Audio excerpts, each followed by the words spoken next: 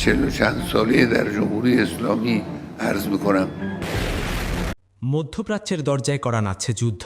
আমেরিকার নতুন আল্টিমেটাম, সময়সীমা 10 দিনের, না হলে ঘটবে খারাপ কিছু। মার্কিন প্রেসিডেন্ট ডোনাল্ড ট্রাম্পের এমন হুঁশিয়ারির জবাবে ইরান জানিয়েছে আগ্রাসনের জবাব হবে অত্যন্ত কঠিন।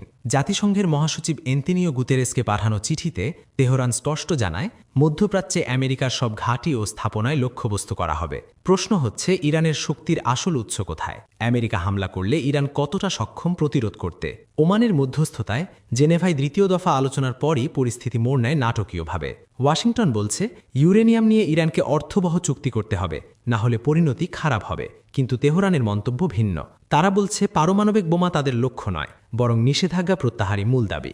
এর মধ্যে অঞ্চলটিতে সামরিক উপস্থিতি বাড়িয়েছে আমেরিকা। বিমানবাহী রণতরী ইউএস আব্রাহাম লিঙ্কন যুদ্ধবিমান, রিফিউলিং এয়ারক্রাফট অবস্থান নিচ্ছে ইরানের উপকূলের কাছাকাছি। অন্যদিকে চুপ করে বসে নেই ইরানও। হরমুজ প্রণালীতে ইরানের সামরিক মহড়া বার্তা দিচ্ছে আমেরিকাকে ঘায়েল করতে তাদেরও রয়েছে সর্বোচ্চ প্রস্তুতি। প্রশ্ন হচ্ছে আমেরিকার মতো এত বড় পরাশক্তিকে কিভাবে ইরান ঘায়েল করতে পারে? ইরানের শক্তির উৎস কি? উত্তরের প্রথমেই রয়েছে ভৌগোলিক অবস্থান।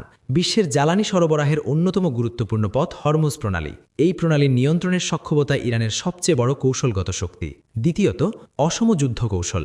ইরান সরাসরি মার্কিন সামরিক শক্তির সমকক্ষ না হলেও তাদের রয়েছে ব্যালিস্টিক ক্ষেপণাস্ত্র ও ক্রুজ ক্ষেপণাস্ত্র, ড্রোন প্রযুক্তি এবং আঞ্চলিক মিত্রবাহিনী। ইরাক, সিরিয়া, লেবানন ও ইয়েমেনেও রয়েছে ইরানের প্রভাব।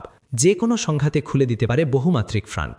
তৃতীয়ত, আদর্শিক সংহতি ও অভ্যন্তরীণ প্রতিরোধ মনোভাব। ১৯৭৯ সালের বিপ্লবের পর থেকেই ইরান বহিরাগত চাপকে অস্তিত্বের লড়াই হিসেবে তুলে ধরে। ফলে বাহ্যিক হামলা অনেক সময় অভ্যন্তরীণ ঐক্যকে আরও জোরদার করে। সামরিক বিশ্লেষকদের মতে আমেরিকা সরাসরি আকাশ ও নৌপথে হামলা চালাতে পারে, কিন্তু এর দাঁত ভাঙা জবাব দেওয়ার জন্য প্রস্তুত রয়েছে ইরান। পাল্টা জবাবে ইরান হরমুজ প্রণালীতে জাহাজ চলাচল বন্ধ করে দেবে, ক্ষেপণাস্ত্র হামলা চালাবে মার্কিন ঘাঁটিগুলোতে। ড্রোন ও প্রক্সি বাহিনীর তৎপরতায় বেড়ে যাবে আঞ্চলিক অস্থিরতা। ইরানে রয়েছে দীর্ঘমেয়াদী প্রতিরোধ কৌশল। সরাসরি দখল নয়, ক্ষয়ক্ষতির মাধ্যমে প্রতিপক্ষকে চাপে রাখাই ইরানের কৌশল।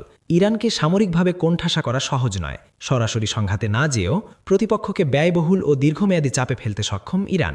আমেরিকা এক ধাপ আগালে নীরব থাকবে না তেহরানও, কারণ এই লড়াই শুধু ভূ রাজনীতি নয়, এটি প্রভাব, প্রতিরোধ আর অস্তিত্বের প্রশ্ন। মধ্যপ্রাচ্যে আগুন জ্বললে শিখা শুধু ইরান আমেরিকার সীমায় আটকে থাকবে না, এর আঁচ লাগবে বিশ্ব অর্থনীতি, জ্বালানি বাজার ও আঞ্চলিক স্থিতিশীলতায়।